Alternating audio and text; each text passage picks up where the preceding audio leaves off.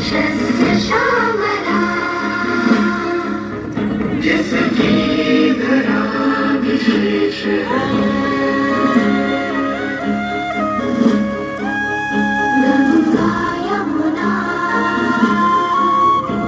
सरस्वती से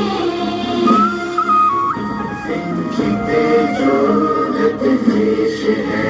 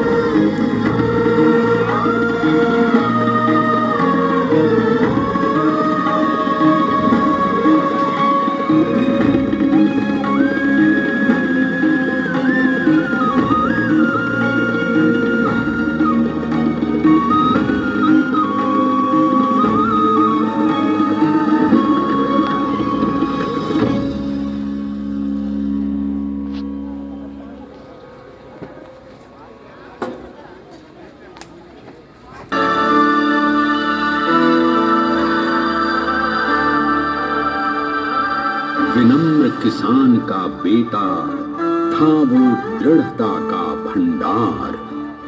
वल्लभ भाई पटेल नाम कहलाता था सरदार। कृषक कार्मिक जनगण से था उसको प्यार अपार। अखिल देश ने उसे रहनुमा किया था स्वीकार। गांधी बापू का शिष्य, सत्य अहिंसा का अवतार, किंतु एक भारत करने को धर लेता हथियार। लौह पुरुष संबोधन था वो लोहे की दीवार। तेज पुंज तुम, शक्ति पीठ तुम, बल का सागर अपरंपार। ऋणी देश का नम्र नमन तुम स्वीकारो सम्मान।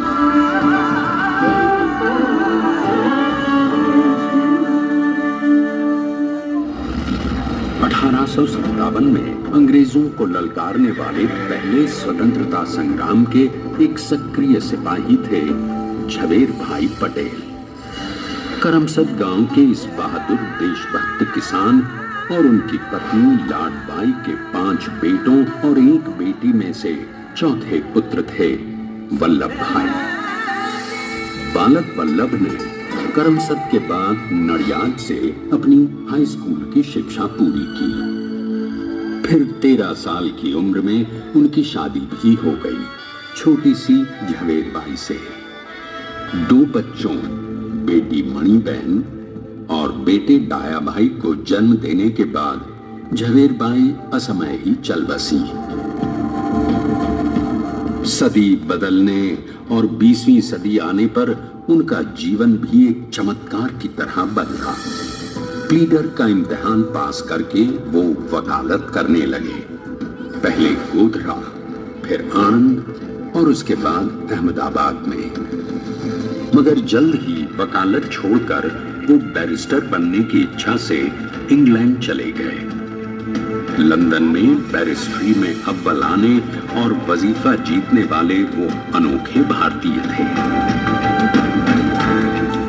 अब तो अहमदाबाद की वरिष्ठ अदालत में बैरिस्टर पटेल की जिरह और जीतों की धूम मच गई।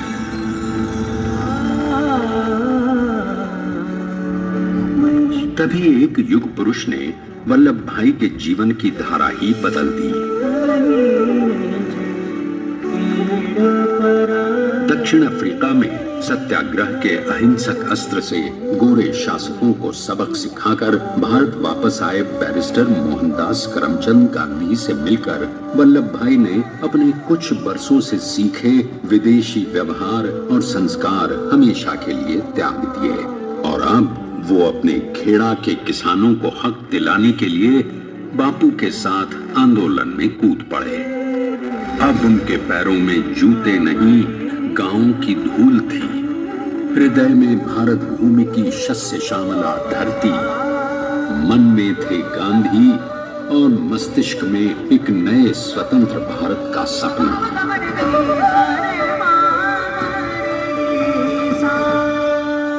तभी बारडोली के मजबूर मजलूम किसानों की यातना का समाचार उनके पास पहुंचा। तुरंत वल्लभ भाई वहां पहुंचे और यूं शुरू हुआ भारत का सबसे बड़ा और सफल किसान आंदोलन बारडोली। वल्लभ भाई ने बारडोली के 87,000 किसानों को ऐसा अटल अडिग अचल मनोबल दिया कि अंग्रेजी सरकार हिल गई और एक बरस के बाद उनका लगान माफ कर दिया गया। अब तो पूरे देश में लोग वल्लभ भाई के नाम की कस्में खाने लगे। स्वयं महात्मा गांधी ने कहा, अब वल्लभ भाई मेरे शिष्य या साथी नहीं, सारे देश के सरदार हैं। और देश को मिल गया एक अनोखा असरदार सरदार।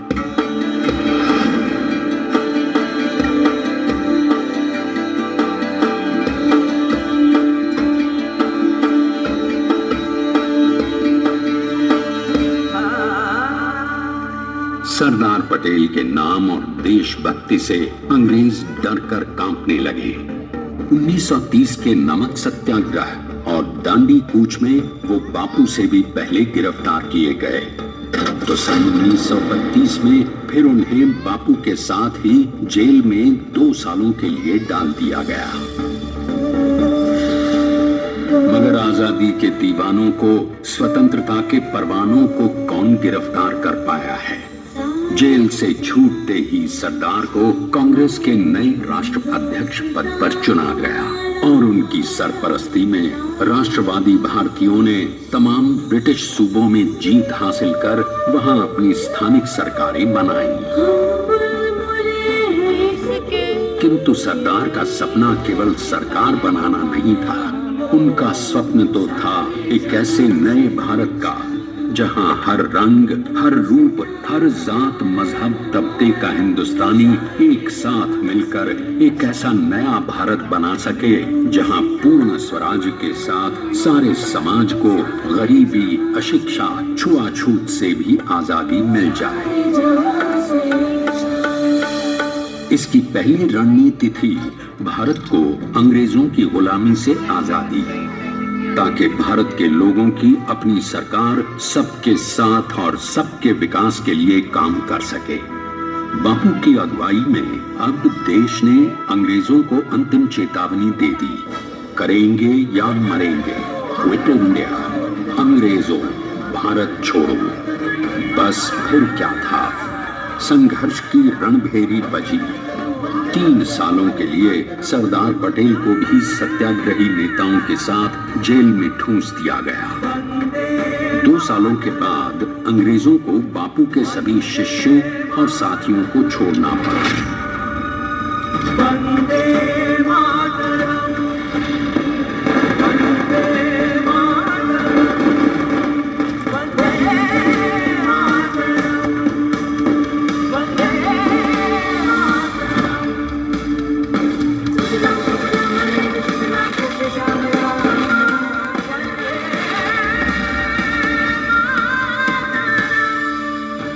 स्वतंत्रता के स्वप्न के सच होने के साथ अब सरदार पर कई एक नई जिम्मेदारियां थीं। आने वाली आजादी की तैयारी और एक नए भारत के लिए नए लोकतांत्रिक संविधान की संरचना।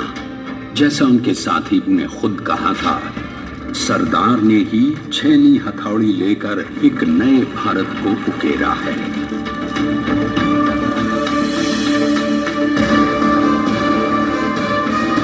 स्वाधीनता तो प्राप्त हुई, लेकिन खंडित भारत में भी उठते विभाजनवादी अंधकार को अभी दूर करना था। जब देश के खंड खंड होने का भय उत्पन्न होने लगा तो सरदार ने निर्भय होकर खुद अपनी केंद्र सरकार और साथियों को भी चुनौती दे डाली और जम्मू कश्मीर को बचाने के लिए सारे देश का आकाश वायुयानों से भर गया।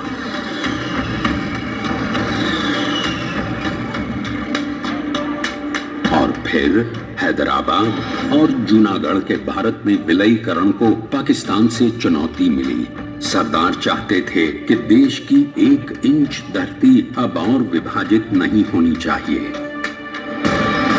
नए भारत को एक करने के लिए समझा बुझाकर मना कर 565 रियासतों को सरदार ने अपनी सूझबूझ सदाशयिता